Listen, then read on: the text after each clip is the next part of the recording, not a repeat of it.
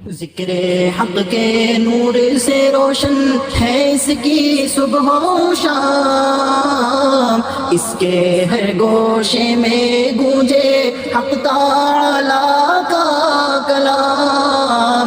یہ ادارہ مجلس تعلیم القرآن جس کا نام۔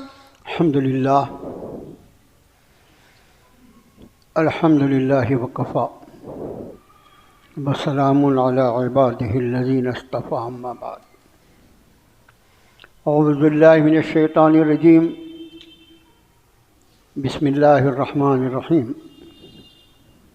منہا خلقناکم وفیہا نعیدکم ومنہا نخرجکم تارۃ اخری۔ صدق اللہ العظیم۔ اللہم صل علی محمد وعلی آل محمد وبارک وسلم۔ ہم نے تمہیں اسی زمین سے پیدا کیا ہے اور ہم تمہیں اسی میں لوٹا دیں گے، اور ہم ایک اور مرتبہ تمہیں اسی زمین سے اٹھا کر کھڑا کر لیں گے۔ یہ ہے سورہ طٰہٰ کی اس آیت شریفہ کا ترجمہ جو پچھلے کئی ہفتے سے آپ کا خادم آپ کو پڑھ کر سنا رہا ہے۔ گزشتہ ہفتے یہ بات عرض کی گئی تھی کہ آج کا جو ہمارا عنوان ہوگا وہ ہوگا موت۔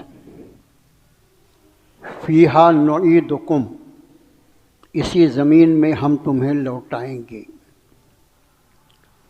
میرے بھائیو، ہم سب لوگ جو یہاں بیٹھے ہوئے ہیں صرف اتنے ہی نہیں بلکہ پوری امت مسلمہ، مرد بھی، عورت بھی، جوان بھی، بوڑھے بھی، نوجوان بھی، بچیاں بھی، کالج کے اسٹوڈنٹس بھی، ان سب کے مستقبل کے لیے بہت سارے پروگرام ہیں۔ کسی کا مکان بنانے کا، کسی کا شادی کرنے کا، کسی کا دبئی گھومنے کا، کسی کا کشمیر دیکھنے کا، کسی کا اپنی ایک دو فیکٹری اور بڑھا لینے کا، کسی کا اپنے مکان کا ایک دو فلور اور اوپر کر لینے کا، بہت سارے پروگرام ہیں، میرے بھی، آپ کے بھی، اور پورے امت مسلمہ کے۔ لیکن کیا ان سارے پروگرام میں سے جو ہمارے آئندہ کے منصوبے ہیں، کسی منصوبے کے بارے میں کوئی شخص یہ کہہ سکتا ہے کہ یہ قطعی ہے، یہ ضرور ہو کر رہے گا؟ مثلاً ہم نے یہ سوچا کہ بھئی ہمارے پوتے پوتوں، نواسے نواسیوں کی شادی ہو جائے، کیا ضرور ہے کہ وہ شادی ہماری زندگی میں ہو؟ یہ بھی تو ممکن ہے کہ ان کی شادی کے پہلے ہماری نماز جنازہ ہو جائے۔ ہم جو ملتوی کرتے رہتے ہیں اپنے بہت سارے کاموں کو، جیسے حج ہے، عمرہ ہے، بعد میں دیکھ لیں گے، ہو سکتا ہے کہ اس کا دیکھتے دیکھتے ہی اس کے بعد ہمارے نماز جنازہ کا وقت آ جائے۔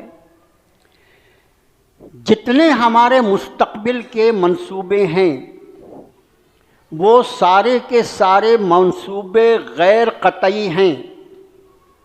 یہ ہو سکتا ہے کہ ہمارے بیٹے یا پوتے کے شادی کا کارڈ ہم نے چھپنے کے لیے پریس میں دے دیا ہو، لیکن یہ بہت ممکن ہے کہ اس شادی کے پہلے پہلے میری موت آ جائے۔ کوئی انکار کر سکتا ہے اس کا؟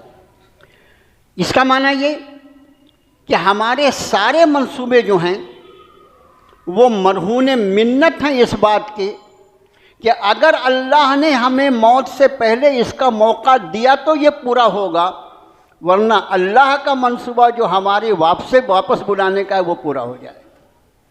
اب مجھے آپ بتائیے کہ وہ سارے منصوبے جو غیر قطعی ہوں، جس کی کوئی امید نہ ہو پوری ہونے کی، اس پر تو ہم بہت سنجیدگی سے غور کر رہے ہیں اور محنت کر رہے ہیں، اور وہ پروگرام جو ہماری موت کا بنا ہوا لوح محفوظ میں لکھا ہوا ہے اس کے بارے میں ہم کبھی فکر ہی نہیں کرتے۔ کیا یہ سمجھداری کی بات ہے؟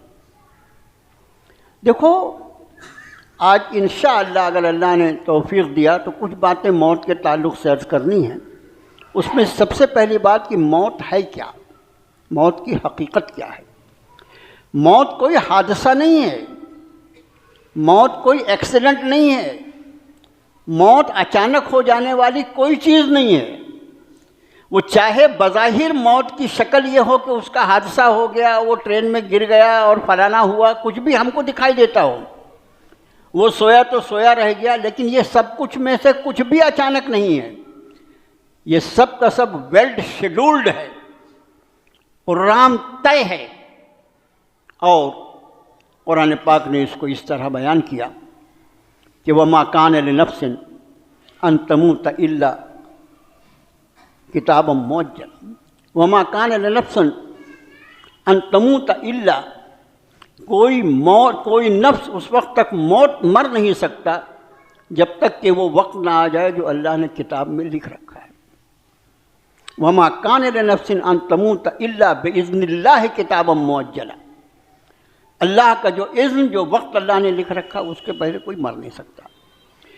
اور موت کا جو وقت اللہ نے مقرر فرما دیا، اس کے لیے قرآن نے فرمایا وَلَن يُؤَخِّرَ اللَّهُ نَفْسًا إِذَا جَاءَ أَجَلُهَا، اور جب کسی نفس کا مقرر وقت آ جاتا ہے تو اس میں ذرا تاخیر نہیں کی جاتی، ذرا تاخیر نہیں کی۔ یہ آپ کا آکسیجن کا سلنڈر اور وینٹیلیٹر سب فیل ہو جاتے ہیں جب وہ وقت لکھا ہوا آ جاتا ہے جو اللہ کی کتاب میں لکھا ہو۔ وَلَن يُؤَخِّرَ اللَّهُ نَفْسًا إِذَا جَاءَ۔ اب آپ سے میں عرض کر رہا تھا کہ موت کی حقیقت کیا ہے۔ میں نے بتایا موت کوئی حادثہ نہیں ہے کہ اچانک کچھ ہو گیا، بلکہ ہر انسان جب اپنی ماں کے پیٹ میں ہوتا ہے تو تقدیر کے وہ اجزاء جو لوح محفوظ سے اس کی تقدیر کی طرف منتقل کر دیے جاتے ہیں فرشتے کے ذریعے ماں کے پیٹ میں، اس میں اس کی موت کا وقت بھی ہوتا ہے، اس میں اس کی روزی بھی ہوتی ہے، اس میں وہ نیک بخت ہے یا بدبخت ہے یہ بھی ہوتا ہے۔ یہ سب کچھ حدیث شریف میں آج ہم مختلف احادیث کے مضامین کو ملا کر انشاءاللہ بیان کریں گے۔ تو یہ کوئی حادثہ نہیں ہوتا، بلکہ ایک بنے بنائے پروگرام کے مطابق ہوتا ہے، جو قرآن کی ان دو آیتوں کے درمیان ہوتا ہے کہ کوئی نفس اس وقت سے پہلے مر نہیں سکتا جو اللہ نے اس کے لیے لکھ دیا ہے، نمبر ایک، اور جب کسی نفس کی موت کا وقت آ گیا تو اس میں ذرا تاخیر نہیں۔ یہ ہے موت کا وقت جو دونوں طرف سے لکھا ہوا ہے۔ اب ہم جو اس وقت زمین پہ چل پھر رہے ہیں، ہماری حقیقت یہ ہے کہ ہمارے اس جسم میں اللہ نے روح کو رکھا ہے۔ یہ روح کیا ہے؟ یہ روح کیا ہے اور وہ کتنی اہمیت کی حامل ہے کہ اگر یہ روح اس کے جسم سے نکل جائے تو پھر وہ اپنے وقت کا کچھ بھی ہو، لیکن چند گھنٹوں سے زیادہ اس کو زندہ لوگ اپنے درمیان رکھنا پسند نہیں کرتے۔ کرتا ہے کوئی؟ نہیں کرتے نا۔ یہ روح جو ہے، یہ اس انسانی جسم کا جو ڈیزائن اللہ نے کیا ہے، جس کو قطرہ منی سے جس کی تخلیق فرمائی ہے، اس میں روح کو داخل کیا گیا، اور یہ روح کا داخل کیا جانا بھی اس کی والدہ کی پیٹ میں ہوا تھا۔ کچھ مدت، اللہ کی لکھی ہوئی مدت کے وقت تک، کبھی یہ منی تھی، کبھی یہ گوشت کا لوتھڑا تھا، اور اس کے بعد اس کا جسم اللہ نے بنایا، اور ایک مدت کے بعد، وہ جو 9 مہینے چند دنوں کی مدت ہے، اس میں ایک مدت گزرنے کے بعد اللہ نے اس کی ماں کے پیٹ میں اس میں روح پھونک دیا۔ اب یہ روح کیا ہے؟ قرآن شریف نے فرمایا وَيَسْأَلُونَكَ عَنِ الرُّوحِ، یہ لوگ آپ سے نبی صلی اللہ علیہ وسلم روح کے بارے میں سوال کرتے ہیں، پوچھتے ہیں روح کیا ہے، روح کیا ہے، روح کیا ہے۔ یہ خیال رہے، ایسا نہ ہو کہ بیچ میں یہ بات میں بھول جاؤں، اس لیے پہلے عرض کر دوں کہ حضرت عیسیٰ روح اللہ کے لیے بھی قرآن میں روح کا لفظ استعمال ہوا ہے، حضرت جبریل کے لیے بھی روح کا لفظ استعمال ہوا ہے، یہ یاد رہے۔ قرآن شریف کے سارے مضامین سامنے ہونا چاہیے۔ اور ایک وہ روح ہے جو سارے انسانوں کے جسم میں ہے، جس کی وجہ سے اس کو زندہ مانا جاتا ہے، اور اس روح کو اگر نکال دیا جائے جسم سے تو پھر یہ جسم جو ہے یہ کوئی معنی نہیں رکھتا، وہ مردہ ہو جاتا ہے۔ تو لوگ پوچھتے تھے وَيَسْأَلُونَكَ عَنِ الرُّوحِ، یہ آپ سے روح کے بارے میں سوال کرتے ہیں. قُلِ الرُّوحُ مِنْ أَمْرِ رَبِّي وَمَا أُوتِيتُم مِّنَ الْعِلْمِ إِلَّا قَلِيلًا.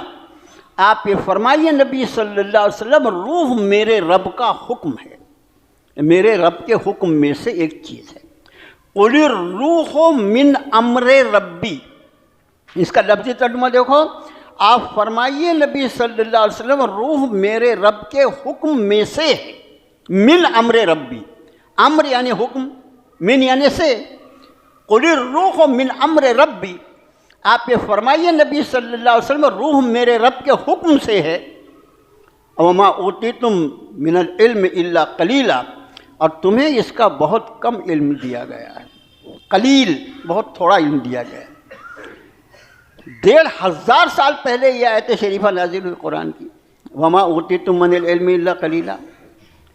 1500 سال پہلے جو کچھ قرآن نے بتایا بس وہ آج بھی اتنا ہی علم ہے، اور قیامت تک روح کے بارے میں اتنا ہی علم رہے گا. یہ اللہ نے جس علم کو قلیل فرما دیا وہ کبھی کثیر ہو ہی نہیں سکتا، اس میں علم نہیں. روح کے بارے میں صرف اتنا ہی انسان جانتا ہے کہ یہ اللہ کا حکم ہے کہ جب یہ انسانی جسم میں داخل ہوتا ہے تو اس کو زندگی مل جاتی ہے، اور جب اس انسانی جسم سے نکل جاتا ہے تو اس پر موت طاری ہو جاتی ہے. یہ اللہ کی کسی ایسے حکم کا نام ہے. اور یہ سانس جس کو آپ بولتے ہیں نا، سانس، یہ تو روح کی موجودگی کی ایک علامت ہے. سانس جو ہے وہ زندگی نہیں ہے، زندگی روح ہے. اور یہ روح جو ہے اس کا تعلق جو ہے کیونکہ آسمان سے ہے، اس لیے جب آدمی پر موت طاری ہوتی ہے تو اس کا جسم مٹی سے بنا ہوا ہے، اس کو تو سپرد خاک کر دیا جاتا ہے، دفن کر دیا جاتا ہے. لیکن اس کی روح جو ہے چونکہ یہ اللہ کے امر کا نام ہے، اس لیے اس کی روح اوپر کی طرف پرواز کر جاتی ہے، اللہ کی بارگاہ میں چلی جاتی ہے. اور جیسا میں نے عرض کیا کہ موت کوئی ایسی چیز نہیں ہے کہ جو کوئی اچانک پیش آ جائے. قرآن شریف نے فرمایا کہ قل یتوفاکم ملک الموت الذی وکل بکم ثم الی ربکم ترجعون. موت کی حقیقت ساری دنیا ایک طرف بیان کرے اور اللہ اپنی کتاب میں جو بیان فرماتا ہے، اس لیے کہ موت اور زندگی کا بنانے والا اللہ ہے. یہاں پر جتنے فلسفے چلتے ہیں خالی میں نے ایسا سمجھا، میں نے ایسا سمجھا، وہ کچھ نہیں. جس نے موت اور زندگی کو بنایا ہے، الذی خلق الموت والحیات، وہ اللہ جس نے موت کو بھی پیدا کیا ہے اور زندگی کو بھی پیدا کیا. پہلے موت کا تذکرہ کیا، الذی خلق الموت والحیات لیبلوکم ایکم احسن عملا.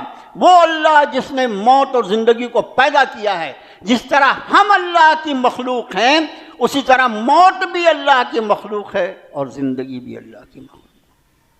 لفظ خلق کا لفظ استعمال ہوا، کیا ترجمہ کریں؟ الذی خلق الموت والحیات، وہ اللہ جس نے پیدا کیا موت کو اور زندگی کو. تو فرمایا اس آیت شریفہ میں جو میں نے آپ کو پڑھ کر سنایا ہے کہ قل یتوفاکم ملک الموت الذی وکل بکم ثم الی ربکم ترجعون. آپ یہ فرمائیے نبی صلی اللہ علیہ وسلم کہ اللہ کے فرشتے تمہاری روحوں کو قبض کر لیتے ہیں. یتوفا، وفا کا مطلب جو ہوتا ہے پورا پورا لے لینا کے معنی ہوتا ہے.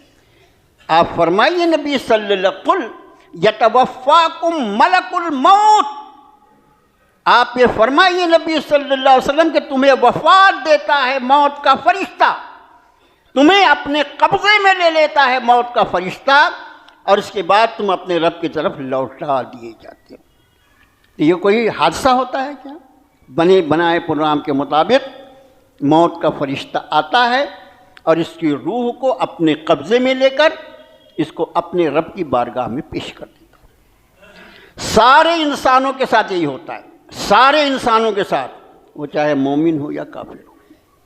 مگر دیکھو یہاں پر آپ دیکھتے ہیں نا، یہ جو منی کے قطرے کے بنے ہوئے اپنے وقت کے فرعون، جو کئی فرعون اس وقت پائے جاتے ہیں، اس وقت کئی لوگ ایسے ہیں جو اپنے وقت کے فرعون کا، وہ جو فرعون تھا جس سے جناب موسیٰ کلیم اللہ کا سابقہ تھا، وہ تو تھا فرعون، لیکن آج کئی فرعون آپ کو گھومتے ہوئے دکھائی دیتے ہیں۔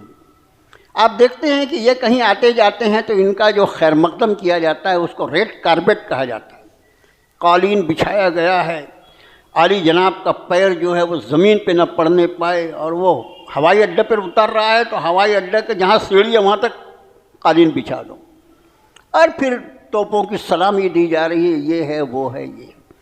اور یہ سب کون لوگ ہیں؟ یہ اپنی حقیقت کے اعتبار سے، اپنے کفر اور شرک کی وجہ سے، اللہ کے نافرمان بندے ہونے کی وجہ سے، ان کی حقیقت اللہ کی نگاہ میں ایسی ہے، اولئک کالانعام بل ہم اضل اولئک ہم الغافلون، یہ چوپائے ہیں، چوپایوں سے بھی بدتر ہیں۔ یہ قرآن کے الفاظ ہیں۔ جہاں قرآن اپنے ساتھ ہونا، ڈرنے کی بات نہیں، پوری دنیا آ جائے سامنے کچھ نہیں ہوتا۔ یہ میرے رب کا کلام ہے، یہ میرے رب کا کلام ہے۔ اپنے کفر اور شرک کی وجہ سے، اپنی آج کی کرسی، آج کی سلامی توپوں کی کوئی حقیقت نہیں، ان سب کے ایک طرف رکھ کر اس کی حقیقت اگر اللہ کی کتاب کی روشنی میں دیکھی جائے تو رب تعالیٰ یہ فرما رہے ہیں اولئک کالانعام بل ہم اضل، یہ تو چوپایوں کی طرح ہیں بلکہ ان سے بھی گئے گزرے ہیں، جانوروں سے بھی بدتر ہے یہ اللہ کی نگاہ میں۔ اب ظاہر ہے ان کی بھی روحیں قبض کی جائیں گی نا، اور پھر ایک ایمان والا، بات اہل دنیا کی نہیں ہو رہی ہے، بات اس کائنات کے بنانے والے آقا کی نگاہوں میں کسی کی قدر و قیمت کیا ہے اس کی بات کر رہا ہوں میں۔ ایک ایمان والا، چاہے اس کے گھر میں شام میں چراغ جلانے کے لیے تیل بھی نہ ہو، شاید رات اس کو فاقے کی حالت میں گزارنی پڑتی ہو، شاید اس کے کپڑے اتنے گندے ہوں اس کی مفلسی اور غربت کی وجہ سے کہ ہم اس کو اپنے بازو میں بٹھانا بھی نہ پسند کرتے ہیں، کیونکہ ہم تو ظاہر پرست ہیں، ہم تو صرف ظاہر کو دیکھتے ہیں، اور اسی ظاہر پرستی نے ہم کو دھوکہ دے دیا۔ ہمیں اللہ نے اس نور نبوت سے، نبی کریم صلی اللہ علیہ وآلہ وسلم کے ذریعے جو نور اس دنیا میں اتارا گیا، اس نور نبوت سے اللہ نے سرفراز فرمایا، اور حدیث شریف میں فرمایا مومن انہ ینظر بنور اللہ، یہ مومن اللہ کے نور کی روشنی میں دیکھتا ہے۔ اگر اس نور نبوت کی روشنی میں ہم دیکھنے کے عادی ہوتے تو اس دنیا پہ اس طرح ریجھ نہیں گئے ہوتے، بلکہ دنیا کو ہم برتتے اور ہماری نگاہ آخرت پر ہوتی کہ میرے اس عمل کا نتیجہ اللہ کی بارگاہ میں کیا ہو۔ تو اب میں یہ عرض کر رہا ہوں کہ کچھ یہ لوگ اپنے وقت کے فرعون، ان کی کس طرح یہاں پر پذیرائی کی جاتی ہے، کیسا خیر مقدم کیا جاتا ہے، اور ایک وہ مومن جو چاہے کتنا بھی مفلس، لوگوں کی نگاہوں میں کتنا بھی حقیر، لیکن اپنے ایمان کی وجہ سے میرے رب کی بارگاہ میں اتنا قیمتی کہ اگر سارے انسان کفر پر آ جائیں اور وہ ایک بندہ ایمان پر قائم رہے گا تو اس ایک بندے کے ایمان کی وجہ سے اللہ تعالیٰ پوری کائنات کے نظام کو چلائیں گے۔ جب یہ اکرام والا بندہ اللہ کی بارگاہ میں بلایا جاتا ہوگا تو اس کا کیسا خیر مقدم کیا جاتا ہوگا، اس کی کیسی پذیرائی کی جاتی ہوگی، اس کو کیسی مبارکباد دی جاتی ہوگی۔ میں نے عرض کیا مختلف احادیث کو جمع کر کے، اس لیے الگ الگ حدیث شریف بیان کرے پھر اس کی تشریح میں بہت وقت لگ جائے گا۔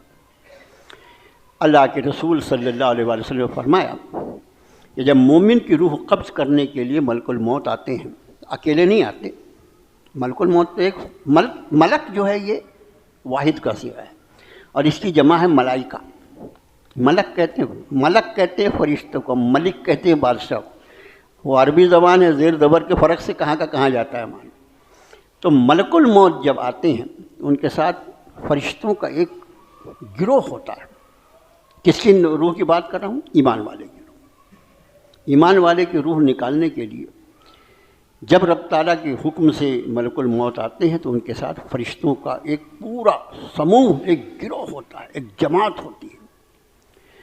احادیث مبارکہ کی روشنی میں ملک الموت جنت کا ایک رومال اپنے ہاتھ میں رکھتے ہیں اور وہ اس مرنے والے کی ٹھڈی کے نیچے رکھ دیتے ہیں، اور اس کی خوشبو کی وجہ سے اس کی روح اس کے جسم سے باہر آ جاتی ہے۔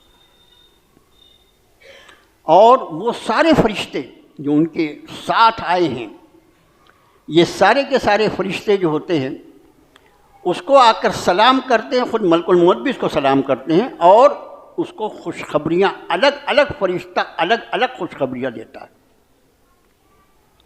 اور ان فرشتوں کی خوبصورتی اور جنت کی وہ خوشبو اور جنت کا کفن بھی ان کے ساتھ ہوتا ہے، وہ سب دیکھ کر مرنے والا جو ہوتا ہے اس کی روح اس کے جسم سے نکلنے کے لیے بے قرار ہو جاتی ہے کہ میں کب نکلوں، مسئلہ روح کا ہے، میں کیسے نکلوں؟ لیکن روح کے نکلنے کا وقت مقرر ہے نا۔ اور اس کے بعد یہ ہوا اہل ایمان کا۔ اس لیے اس کے بعد قرآن شریف کی ایک آیت سے میں وہ کرنا چاہتا ہوں، اس لیے اب اس کے مقابلے میں فاجر، فاسق، کافر، اللہ کا انکاری، اس کی روح قبض کرنے کے لیے فرشتہ جب آتا ہے تو وہ انتہائی ڈراؤنی شکل میں ہوتا ہے۔ موت کا فرشتہ ایمان والے کے پاس اتنے خوبصورت شکل میں آتا ہے کہ حدیث شریف میں آپ نے فرمایا کہ اس مرنے والے نے اس سے زیادہ خوبصورت آدمی کبھی اپنی زندگی میں دیکھا نہیں، اس خوبصورت شکل میں آتا ہے۔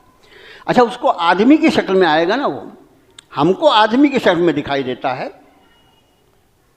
لیکن اس کے مقابلے میں جب فاسق اور فاجر کی روح قبض کرنا ہوتا ہے تو وہ انتہائی ڈراؤنی شکل میں آتا ہے، اور اس کے ہاتھ میں جہنم کے ٹاٹ کا ایک ٹکڑا ہوتا ہے اور انتہائی بدبودار، اور اس کے ساتھ جو فرشتے ہوتے ہیں وہ بھی انتہائی خوخار اور ڈراؤنی شکل کے۔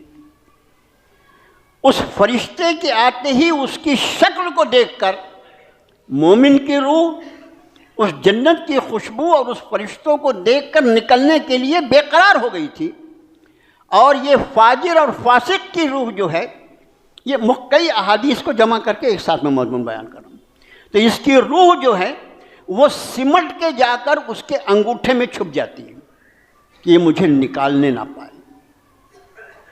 دو مضمون ہو گیا، ایک تو وہ روح اہل ایمان کی روح جو نکلنے کے لیے بے چین ہے، بے قرار ہے، اور کافر اور فاجر اور فاسق کی وہ روح جو نہ نکالی جائے اس کے ڈر سے انگوٹھے میں چھپ گئی ہے۔ اب قرآن فرماتا ہے وَالنَّازِعَاتِ غَرْقًا وَالنَّاشِطَاتِ نَشْطًا، قسم ہے ان فرشتوں کی، قسم ہے ان فرشتوں کی جو اس کے جسم میں ڈوب کر اس کی روح کو کھینچتے ہیں۔ جب روح جا کر پیر کے انگوٹھے میں چھپ گئی تو اب فرشتہ جو ہے اس کے جسم میں ڈوب کر اس کی روح کو کھینچتے ہوئے لاتا ہے۔ اور حدیث شریف میں آپ نے فرمایا اس کی روح کو اس طرح کھینچا جاتا ہے جیسے کسی تختے پر بہت سی کیلیں ٹھوکی گئی ہوں اور اس پر سے کسی ریشم کے کپڑے کو کھینچ لیا جائے، اس طرح اس کی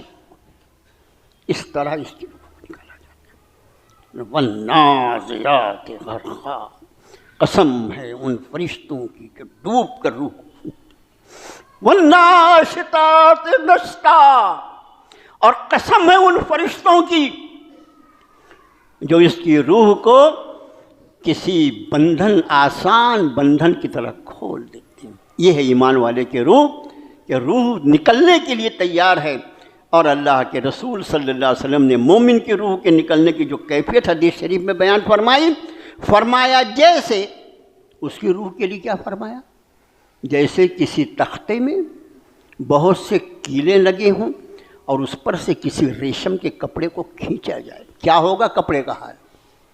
کپڑے کا حال کیا ہوگا؟ ریشم کے کپڑے کا۔ اس طرح اس کی روح کی اور مومن کی روح کو نکلنے کی دو مثالیں حدیث شریف میں الگ الگ حدیثوں میں ملتی ہیں۔ فرمایا جیسے مشکیزے سے پانی نکالنے کے لیے، ہم مشکیزہ نہ سمجھے تو سراہی سمجھ لیجئے آپ، لفظ مشکیزہ اس کا ترجمہ ہے، حدیث شریف میں جو لفظ ہے اس کو آپ سراہی لے لیجئے۔ اس کے پانی کو نکالنے کے لیے اس میں کتنی محنت کرنی پڑتی ہے، ذرا اس کو ٹیڑھا کیا اور پانی نکلنا شروع ہوا۔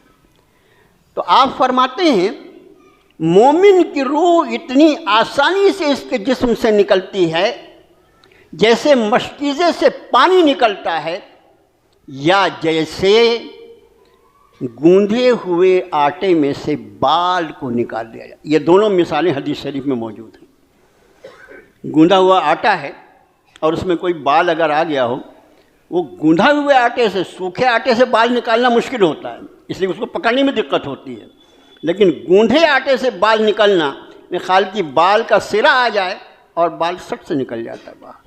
یہ دونوں مثالیں اللہ کے رسول صلی اللہ علیہ وسلم نے ایمان والے کی روح کے قبض ہونے کی کیفیت بیان فرمائی کہ جب اس کی روح قبض کیا جاتا ہے تو ایسا ہی ہوتا ہے جیسے کسی مشکیزے سے پانی کا باہر آ جانا، یا جیسے کسی آٹے سے بال کو نکال لیا جانا۔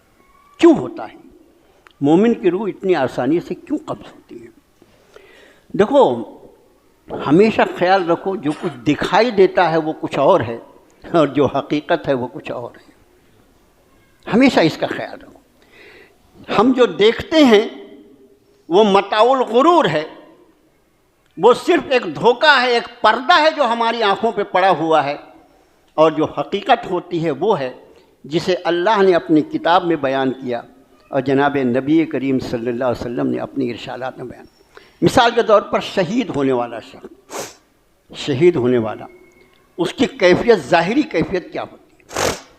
اس کے جسم کا تڑپنا، زمین پر مٹی اور خاک میں اس کا بری طرح آلود ہو جانا، اور ایسا لگتا ہے کہ کتنی تکلیف سے اس کی روح نکل رہی ہے، یہ ہماری نگاہ دیکھتی ہے۔ لیکن جناب رسول اللہ صلی اللہ علیہ وسلم فرماتے ہیں کہ جب کوئی بندہ شہید ہوتا ہے تو اس کی روح اس طرح نکالی جاتی ہے جیسے کسی کو کسی چینٹی نے کاٹ لیا ہو۔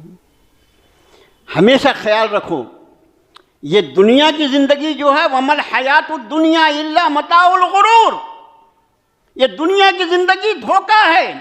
اپنی نگاہوں پہ مت یقین کرو، تم یقین اس پر کرو جو اللہ نے اپنی کتاب میں فرمایا ہے، جو اس کے رسول نے اس کی تشریح میں فرمایا ہے۔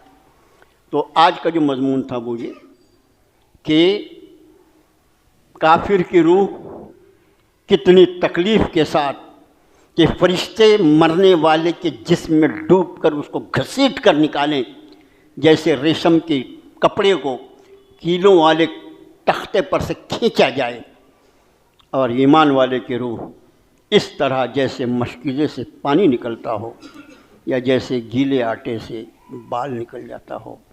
اور وہ اس لیے ہوتا ہے کہ اس نے پوری زندگی اپنے رب کی ملاقات کا یقین کر کے اپنے رب سے ملاقات کی تیاری کر رکھا ہے۔ فَمَنْ كَانَ يَرْجُو لِقَاءَ رَبِّهِ فَلْيَعْمَلْ عَمَلًا صَالِحًا وَلَا يُشْرِكْ بِعِبَادَةِ رَبِّهِ أَحَدًا، جو کوئی اپنے رب سے ملاقات کا یقین رکھتا ہے۔ فَمَنْ كَانَ يَرْجُو لِقَاءَ رَبِّهِ، موت کیا ہے؟ موت اللہ سے ملاقات کا نام ہے، موت اللہ سے ملاقات کا نام ہے۔ اس سے بڑھ کر ایمان والے کے لیے کیا تحفہ ہو سکتا ہے؟ یہی وجہ ہے کہ نبی کریم صلی اللہ علیہ وسلم نے فرمایا کہ موت ایمان والے کے لیے اللہ کی طرف سے تحفہ ہے۔ جب تک موت نہیں آئے گی میری ملاقات میرے رب سے ہو ہی نہیں سکتی۔